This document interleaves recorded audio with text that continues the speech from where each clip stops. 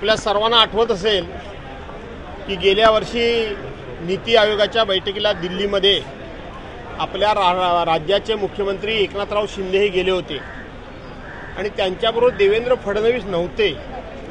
त्यावेळेला त्यांना नीती आयोगाच्या बैठकीला तिसऱ्या लाईनीमध्ये बसवलं होतं। आठवण करा जरा, तिसऱ्या लाईनीमध्ये बसवलं होतं।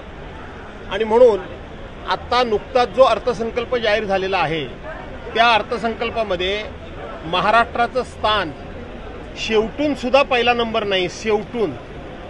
त्यामुळं नीती आयोगाच्या बैठकीला जाण्यापूर्वी आज प्रसार माध्यमांच्या द्वारे अशा बातम्या पेरल्या गेलेल्या आहेत की अर्थसंकल्पामध्ये महाराष्ट्राला केंद्र सरकारनं काही दिलं नाही, किंबहुना महाराष्ट्राचा घोर अपमानच केला आणि सर्व महाराष्ट्र आणि विरोधी पक्षाचे लोक हे केंद्र सरकारवर टीका करतायत, तुटून पडलेत।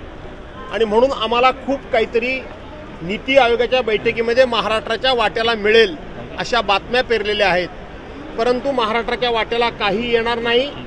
आणि आता सत्ताधारी पक्ष, मग एकनाथराव शिंदे असतील, देवेंद्र फडणवीस असतील, ना तर अजितदादा यांनी कितीही बातम्या पेरल्या तरी सुद्धा जो बूंद से गई वो हौद से नहीं आएगी।